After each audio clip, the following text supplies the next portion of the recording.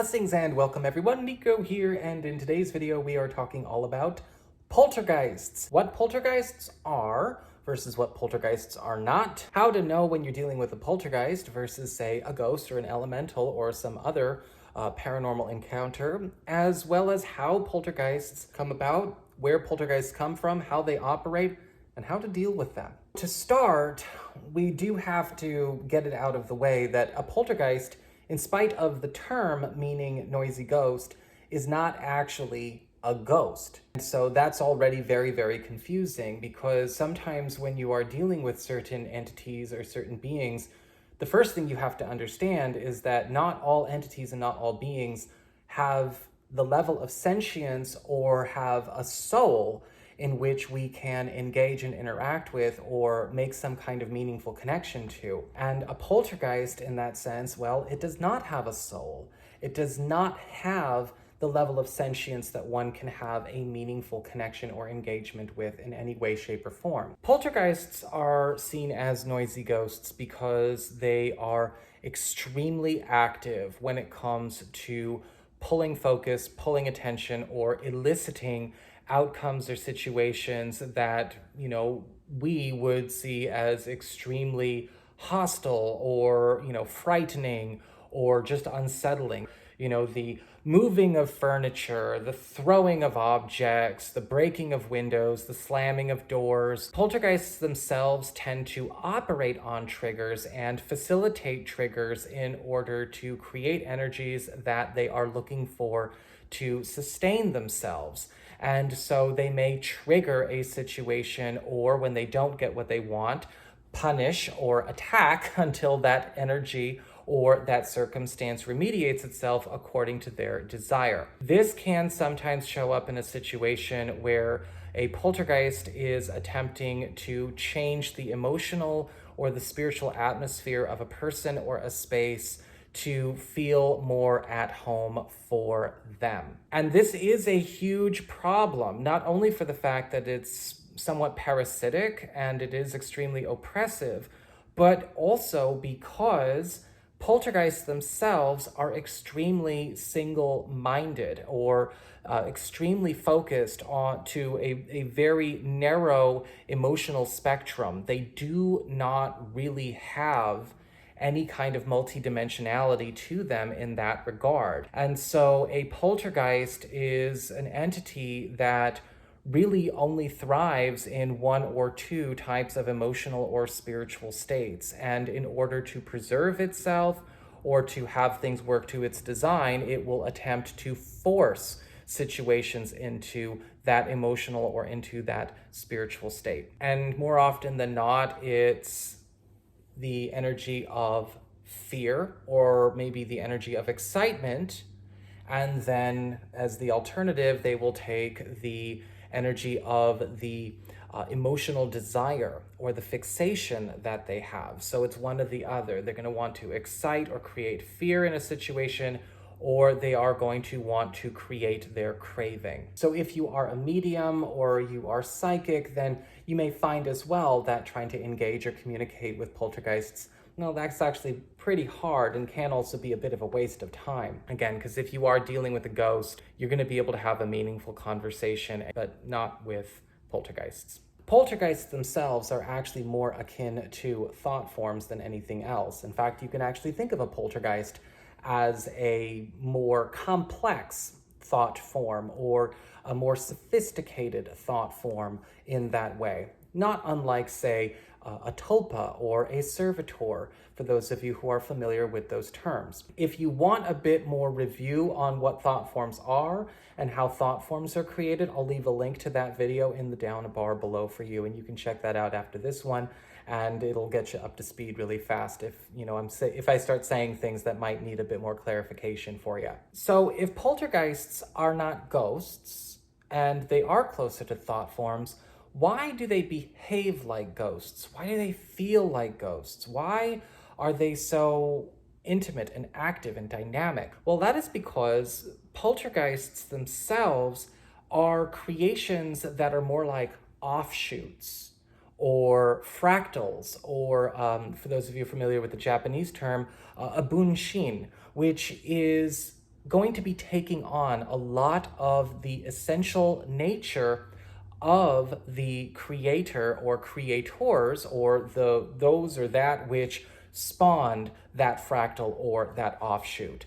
And when you're dealing with poltergeists, they may carry an energy signature or a vibration or a presence that feels a lot like a person, even though it is not, because it does have a lot of trace energies of that person or of that space or of that group, wherever it came from. Poltergeists come forth into being due to a very volatile combination of emotional energy, psychokinetic energy, which some people refer to as PK energy, as well as an infusion of chi or life force energy. There are different types of energy always going through our universe and through our spiritual experience. And so it's important to keep that in mind if you are on the paranormal path or you are on the magical path, the spiritual path. It's not all just one type of energy out there, okay? There's lots of different types of energy. Elemental energy, as I just mentioned, life force or chi, psychokinetic energy, emotions themselves have their own energy signature, and so on and so forth. So a poltergeist is created when these energies cross a threshold together, usually in a very active and highly emotionally charged and psychically charged state when it comes to the space, the group, or the individual. And most of the time, poltergeists are created by accident. Poltergeists can be created in extreme situations, such as maybe big life-changing events, or perhaps even, yes, on the more negative side of things, relating to more of a trauma, or they can be created by people that are in a heightened psychokinetic state, but also an emotionally volatile or emotionally unstable state. And then, of course, carrying the essential nature of the person that created it or the people that created it, it will be directed towards whatever the focus of that person's attention was. Sometimes poltergeists can be left in houses or left in buildings, left attached to objects such as cars, and yes, also attached to people. And so it's not just haunted houses. Sometimes poltergeists haunt people. This is what makes poltergeists so difficult to communicate with for psychics and for mediums, because they do carry an energy signature that can feel almost like a person, because it's carrying some of the essential nature of a person. You may even get an image of an individual, or you may start to hear a voice or have a conversation. However, when you get to a space where you are bringing up a topic or you are trying to address a communication that is maybe out of the poltergeist's priority list, so to speak, the poltergeist can't really communicate at all. Sometimes poltergeists are so emotionally and spiritually volatile, the communication itself is worthless. It's meaningless, because you're getting sort of this collapsed robotic or collapsed one word kind of talk, but it's only fixated on one thing. This is where a lot of you who might struggle to differentiate between a poltergeist and a ghost are going to be getting your clue. This entity or this construct can only fixate on one or two things, and they can't go anywhere else with the conversation. They can't go anywhere else with the session.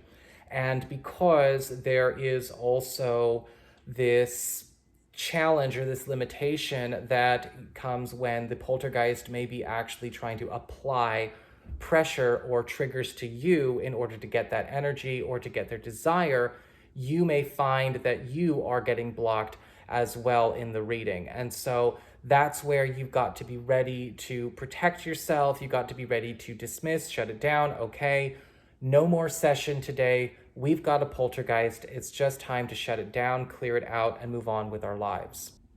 When you're working on clearing away poltergeist activity, whatever it is, it's important that you don't just begin and end with cleansing, okay?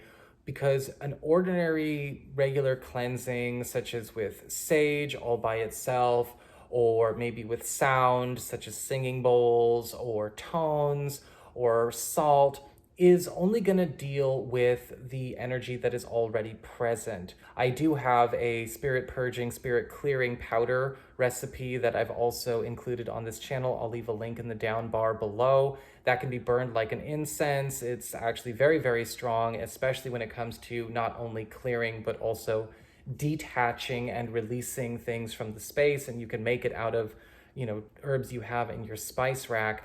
But you want to make sure you are cutting off attachments so that all of that is released and there's nothing left in the house to recharge or reconstitute the poltergeist. You can also do this with a wall wash or a floor wash. An easy floor wash recipe you could also turn into a cleansing spray is just a combination of 3 drops of lemon essential oil as well as eucalyptus essential oil, which you can get at a Walgreens or any kind of pharmacy, in just an ordinary spray bottle, diluted in high-proof vodka or perfumer's alcohol, or if you don't want to use alcohol for that, you could also just mix that in with some white vinegar and a little bit of sea salt. And that is going to also accomplish the purging and the clearing and the detaching, and then go back through your space with your sage or your incense or whatever you want to cleanse with. After that, you are going to want to then establish protection, because we don't know where that poltergeist came from. In most cases, that poltergeist, once it's detached and cleared off, it's gonna fade away. It's detached from its source of energy, and eventually it will just fall apart and dissolve and disintegrate.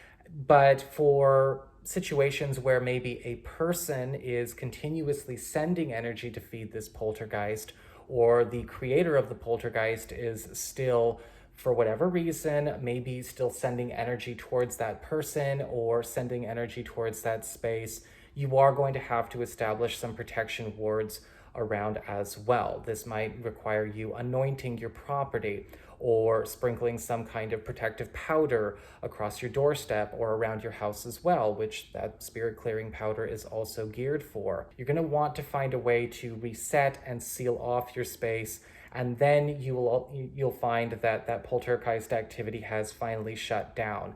Simply cleansing and washing it out is only going to be a temporary solution. I do not recommend trying to have any kind of conversation with poltergeists. Once you find out they're a poltergeist, let it go, okay? A lot of people nowadays, especially in the New Age community, they encounter an entity that seems to be in some kind of emotional distress and end up having an attachment cling to them or have their own lives be made hell because they found a poltergeist and they thought they were supposed to put it through some kind of metaphysical, psychotherapy. You can't do that with poltergeists. Again, they're single-minded as robots. They're not going to respond. They're not meant to respond because they're not a part of the cycle of life. And so just find a way to clear or dissolve it. If you are a spiritual practitioner, a magician or a witch or something like that, yes, we can also destroy poltergeists. That's fine as well if you know how to do that. But for ordinary people, it's okay to simply clear and detach. You don't really have to, take your time with this. So that was just my little spiel, just a little chat. I hope you found this helpful. We'll probably come back to this topic another day, or Rob and I will probably talk about this in one of our podcast episodes.